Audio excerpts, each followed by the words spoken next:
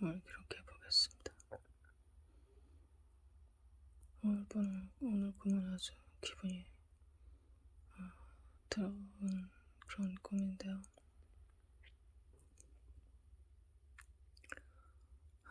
하나님이 주신 꿈이 맞는지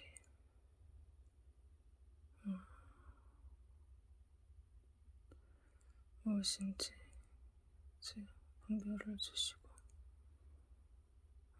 우리 어머니 쪽 집안이 얼마나 그 가게에 내려오는 저주들이 얼마나 많은지 그것이 하나님이 보여준 것이 맞다면 참으로 기가 막힐 따름입니다. 나는 어려서부터 어머니랑 트러블이 많았어요. 원인을 알 수 없게 엄마가 나를 미워했습니다. 우리 모두 그것을 인정할 정도였어요. 나를 딸로 대한 게 아니라 원수로 대했습니다. 교회를 다녔지만 종교 생활을 했어요. 끝까지 아무튼 꿈을 기술해 보겠습니다.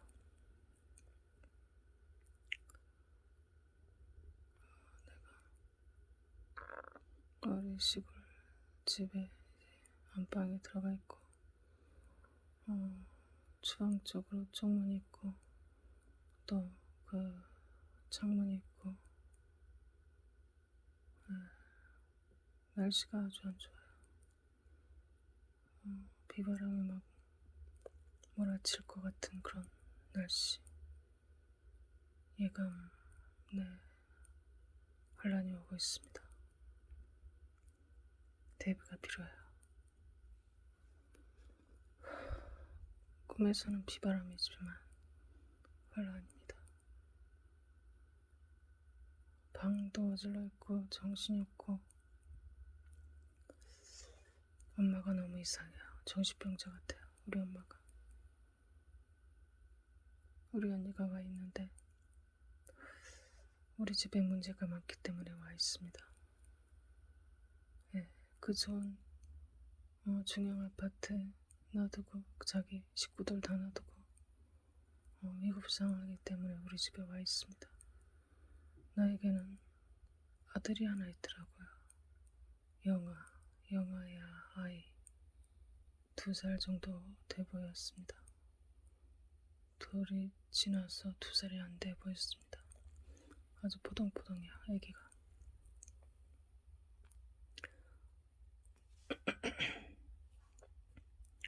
자다 말고 우리 애가 갑자기 엄마 때문에 잠을 못 자겠대요. 일어나서 보니까는 엄마가 들어왔는데 미친 짓을 하기 시작합니다. 정확히 기억은 안 나요. 아무튼 횡설수설하면서 막 부산을 들고 자야 되는데 잠을 못 잘 정도로 막 그렇게 그래가지고 이제 대충 정리를 한 다음에 내가 언니한테 언니 내가 공간을 보니까 언니가 저 엄마 옆에서 자고 내가 여기서 언니가 있는 이 자리에서 자야 되겠다 그랬어요. 그랬더니 언니가 하는 말이 나는 엄마랑 같이 못 잔대요. 자다 말고 계속 나를 죽이려고 한다는 거예요.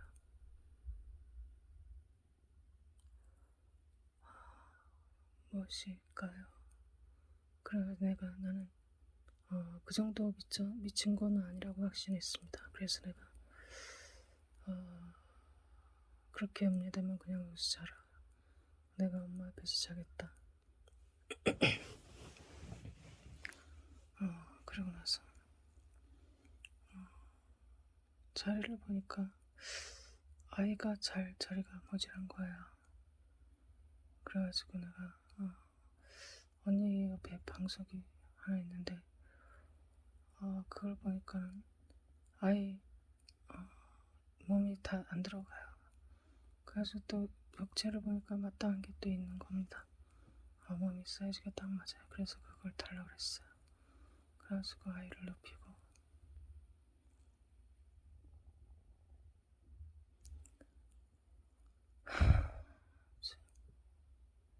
이것이 주님께서 보여주신 용품이 맞습니까?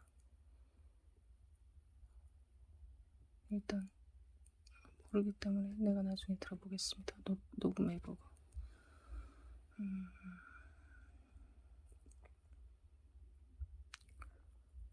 그리고 나서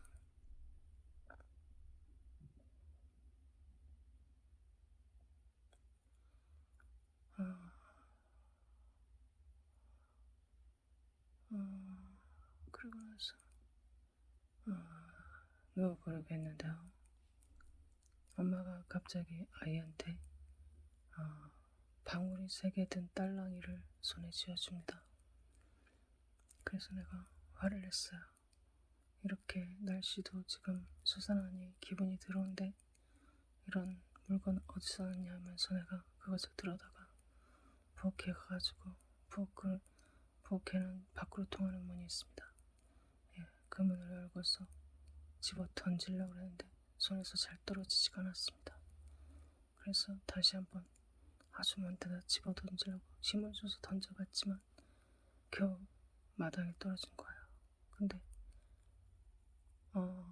마당에 울타리가 쳐져 있고요. 부엌문과 마주보는 곳에 강아지가 2마리는 안에 들어가 있고 2마리는 말썽쟁이 2마리가 나와 있는데요. 그 중에 1마리가 방울을 얼른 물고서 뛰어갑니다. 그래서 내가 소리 질렀어요. 강아지 뒤통수에 대고 먼 데 가서 버리고 와 하고 소리 질렀습니다. 무엇이겠습니까? 아주 더러운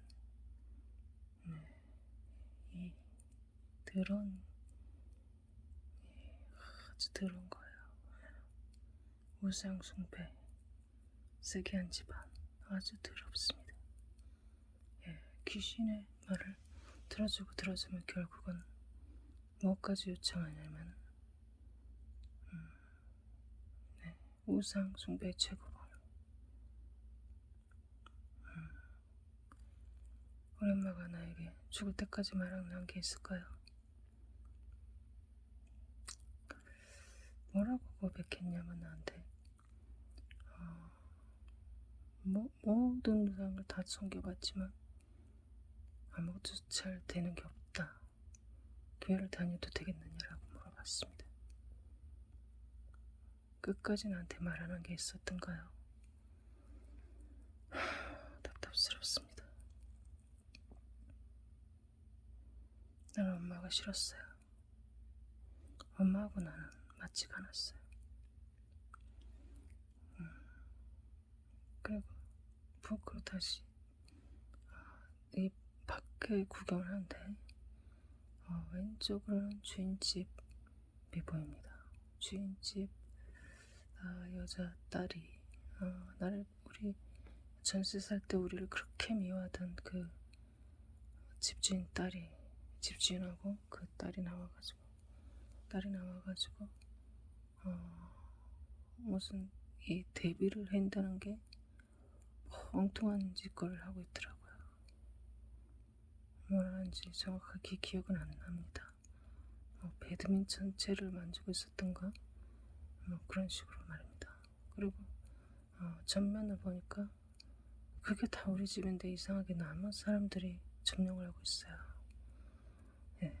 전면을 보니까 우리 아빠가 나 놀으라고 지어진 조그만 방인데 나중에 추가로 지은 방입니다.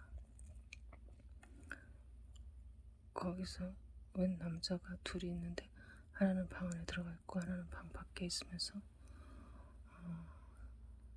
내가 만들어 놓은 서재처럼 꾸며놓은 거기다 책을 잔뜩 집어넣더라고요. 그리고 마당에 컴퓨터 그 개들의 울타리 뒤로 보이는 물건입니다. 컴퓨터실 같이 돼 있고 서재처럼 꾸며놨어요. 책이 잔뜩 있어요. 하나는 안에서 책을 정리하고 하나는 밖에서 안으로 자꾸 책을 집어넣습니다. 곧 비가 쏟아질 거라 이거죠. 2 남자가 이렇게 부산을 떨어요. 그래서 내가 꿈속에서도 저게 내 집인데 언제 저 사람들이 들어가 있나 생각합니다. 그리고 저 사람들은 나쁜 사람들 같지가 않구나 이렇게 생각이 됩니다. 그리고 다시 주방 문을 닫고 들어오는데 이상해요. 내가 분명히 잠금 장치를 해놨는데 허접하지만은 그 주방문 밖으로 말입니다. 비닐하우스 문처럼 내가 강목 엮어가지고 비닐로 동여매갖고 잠금 장치를 허접하나마 내가 그 끈을 묶어가지고 해놨는데 그게 고정 장치가 풀려버린 겁니다. 그러니까 이게 어떻게 해서 이렇게 됐나 이렇게 보고 있으니까요. 그 끈을 묶었던 강목이 떨어져 있는 거예요. 그 구멍이 보였습니다. 예, 못을 박았던 구멍이 비닐하우스 비닐로에 구멍이 보였어요. 그래서 거기서 다시 어떻게든 묶어보려고 애를 써갖고 간신히 동염했어요. 그러고 나서 들어오는데요. 주방 바닥에 온갖 그 더러운 짐승들이 큰 것부터 작은 것까지 막 돌아다니는 겁니다. 그래가지고 또 그걸 비닐하우스 출구 바닥 밑에를 해가지고 다 구겨놔갖고 밖으로 밀어내는데 안 나가는 거야. 껌딱지처럼 붙어가지고. 그래서 그걸 연쇄적으로 밀어버리는 거야. 하나 집어넣어서 밀고 거기 앞에 탁 붙는 거야. 그래서 또 집어넣어서 또 밖으로 밀고 안에 있는 걸 계속 밀어넣으면서 다 그것들이 나가질 수밖에 없죠. 미는 데는 없어. 어쩔 수가 없는 거 아니겠습니까? 그래가지고 다 어떻게든 별의별 동물들이 다 나온 거예요.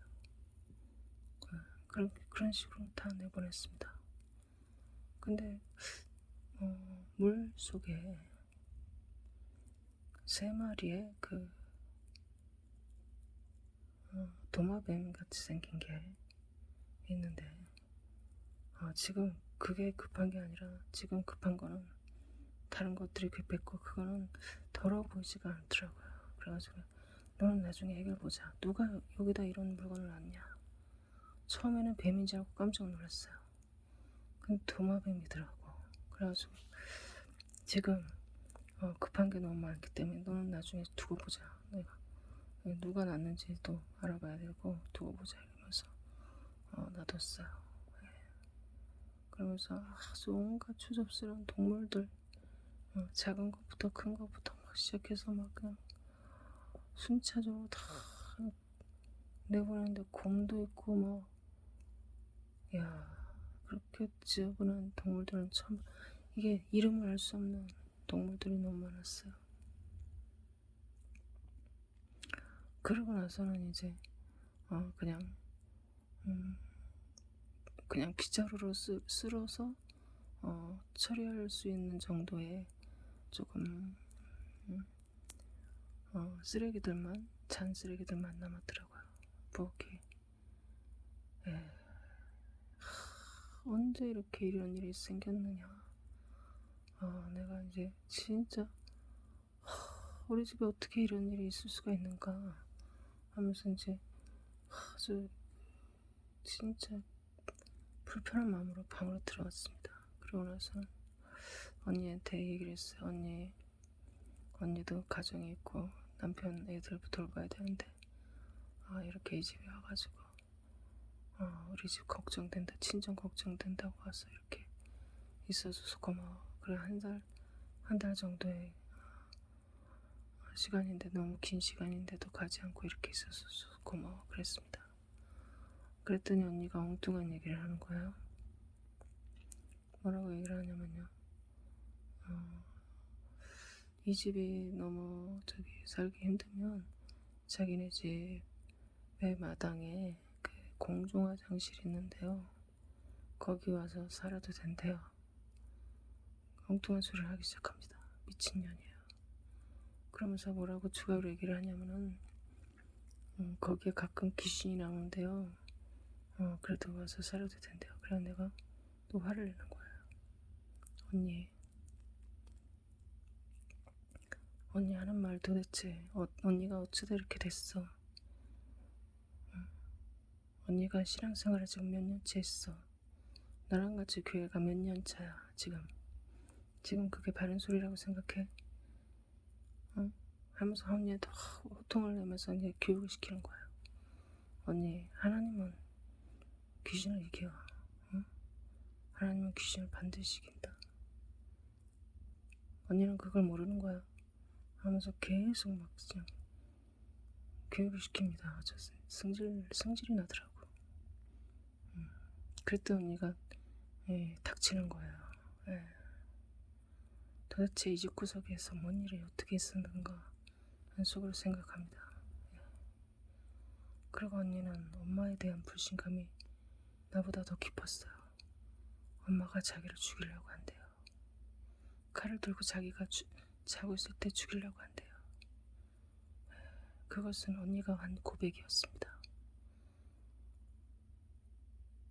여러분, 이 방송을 들으시는 분,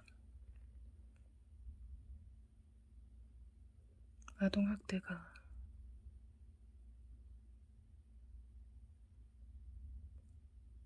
어느 정도로 이루어지는지 여러분 상상 못할 겁니다. 나는 한 번도 자다가 엄마한테 머리를 발로 차해 본 적이 없습니다. 근데 유독이 우리 언니에게는 우리 언니를 그렇게 이뻐하면서도 인간이 해서는 안 될 일을 엄마는 자행했어요. 언니가 어느 날은 문지방을 베고 자고 있었습니다.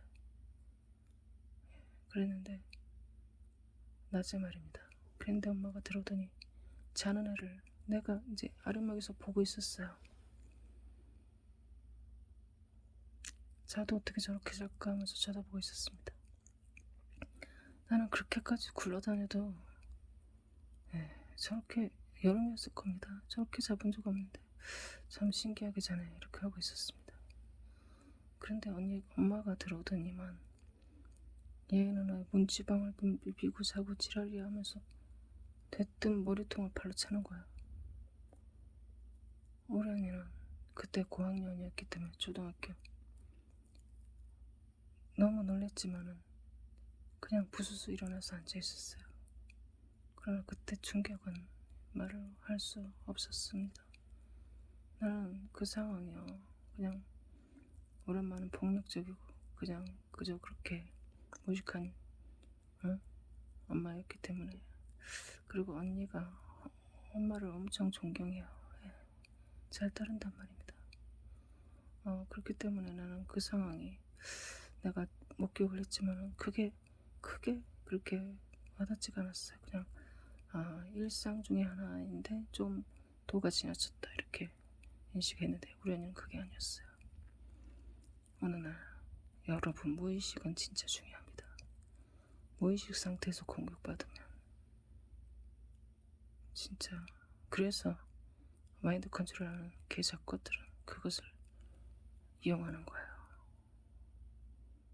과학자 새끼들, 여러분 상상도 못할 겁니다.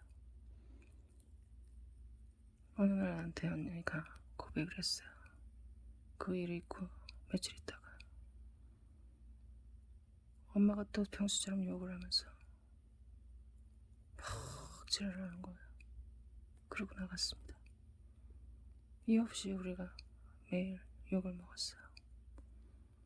그랬더니 우리 언니가 한다는 소리가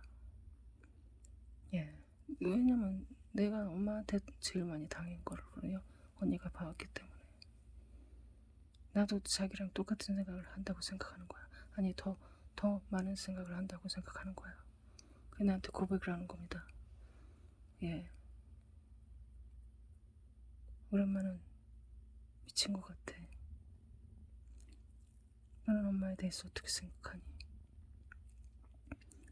나는 아무 말 없이 듣고만 있었어요. 그냥 좀 일반 엄마랑 다르게 더 미쳤다고 생각했어요.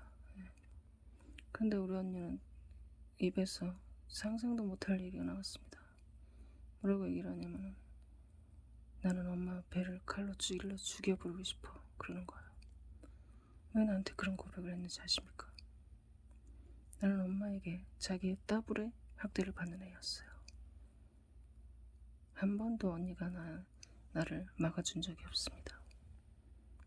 오히려 속으로 안도를 했어요. 자기가 맞을 것까지 내가 맞았다고. 그러나 나는 멘탈이 사정없이 강해버립니다. 그걸 몰랐어요, 우리 언니는. 몰랐어. 어린아이가 알 수 없는 영역이죠. 왜 그렇게 기를 쓰고 대드는지. 강하기 때문입니다. 자기는 왜 꼬랑지를 내리는지 약하기 때문이죠. 그러나 그것을 반대로 인식했습니다. 왠지 아십니까? 세뇌당하기 때문에. 세뇌. 엄마가 하는 말이라면 100% 맹신합니다.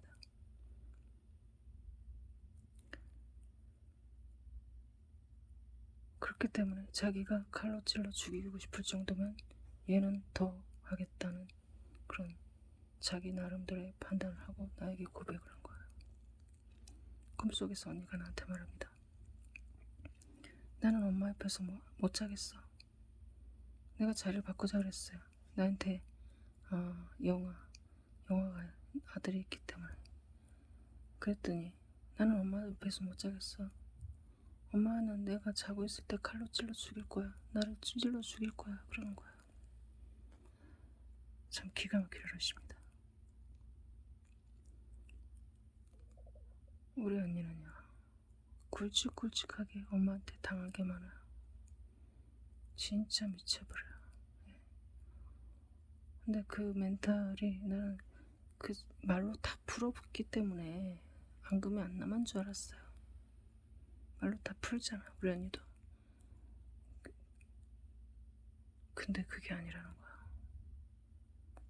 우리 언니랑 나랑은 뭐가 있냐면은 완벽주의적인 성격이 약간 있어요. 자기가 계획하고 나름대로 추진을 하는데 누군가에서 방해받으면 복수하고 싶습니다. 근데 나는 우리 언니가 이제 말로 다 풀기 때문에 나와 같이 해소가 되는 스타일이라고 생각했어요. 근데 그게 아니라는 거예요, 지금. 차곡차곡 열심히 쌓아왔다는 거예요. 제가 그래서 엄마한테 죽어가는 엄마한테 복수를 했나봐요. 그러면서도 소리를 지면서 반성을 하지 않더라고요. 나한테 욕을 하더라고요. 도리야, 네가 엄마한테 어떻게 그럴 수가 있냐고 내가 따져 물었습니다. 그랬는데 요양병원에 있는 엄마를 학대해놓고 내가 진짜 집안 부끄러워서 말을 못해. 나한테 있지도 않은 누명을 뒤집어 씌우면서 막 뭐라고 그랬어요. 욕을 하고 지랄 누명을 들더라고. 나는 몰랐습니다. 미친년인 줄 알았어요. 그게 아니군요. 어쩌라는 겁니까? 나보고 뭘 어쩌라는 겁니까? 그녀는 나한테 한 번도 언니 노릇을 한 적이 없어요. 내가 뭘 어쩌라는 겁니까? 내 말을 듣지도 않아요. 그래요. 지금 이런 식으로 꿈을 통해서 하나님께서 우리 언니에게 있는 위험을 몇 번을 보여줬는데 그쪽에서 나를 한정없이 거부하기 때문에 나는 단절을 결심했습니다. 그럴 수밖에 없는 거 아니겠어요? 불쌍해요. 불쌍합니다.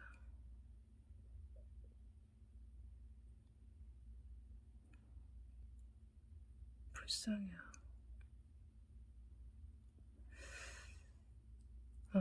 내가 며칠 전에 그 유튜브를 통해서 욕쟁이 할머니 스토리를 들은 적 있어요. 왜 그 할머니들은 욕을 하면서 장사를 하는지 몰랐습니다.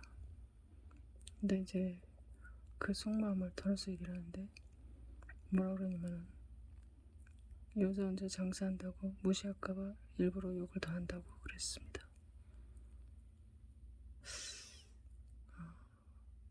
우리 언니가 생각났어요. 그 다음에 그 정도로 자신감이 없다.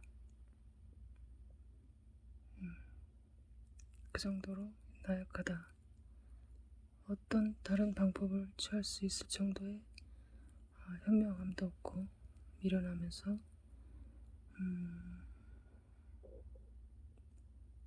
그렇다는 거죠. 어리석음 플러스 나약함. 그것을 더 커버하고 싶은 욕망. 그 할머니가 고백하게 해주지 않았다면 나는 평생 몰랐을 것입니다. 엄마가 나를 유독 공개적으로 미워하는 이유가 나에게는 안 통했기 때문입니다. 아무것도 안 통했기 때문이에요. 그러나 다른 자식들에게는 통했어요. 통했습니다. 네. 그렇군요.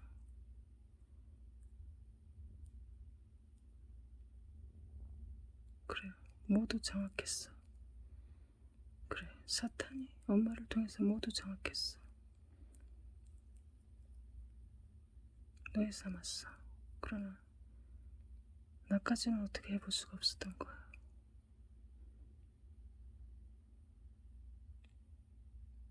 나는 이 정도 심한 줄은 몰랐는데 이 꿈이 만약에 하나님이 보여주신 게 맞다면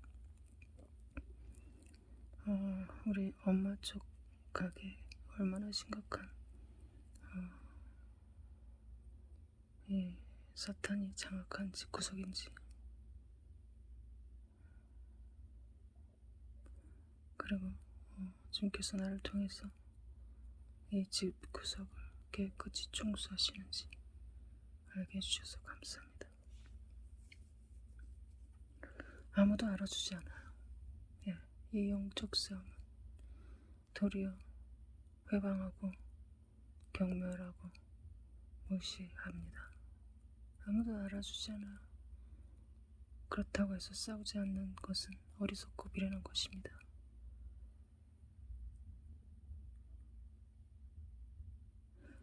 이론 이성적으로 접근해도 소용없습니다. 예, 소용없어요. 나는 처음에 어떻게 생각했냐면 내 형제들이 무식해서 그런가 보다. 못 배워서 세뇌당해서. 그러나 그게 아니야. 내 여동생은 대학원까지 나왔어요.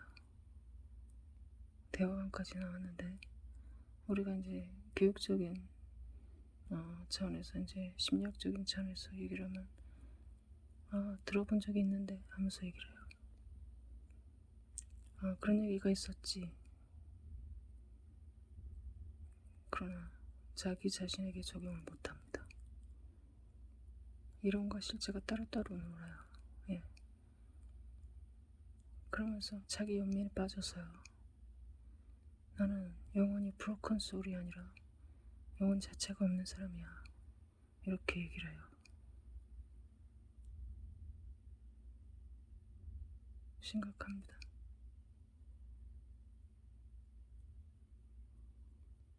대화가 안 돼요. 대화가 안 돼요. 너무 답답해. 나는 내 인생 전 인생을 걸쳐서 이렇게 수많은 정신병자들을 통해 하나님이 수많은 영적 문제들을 보여주었습니다. 이제 내가 반격할 차례예요.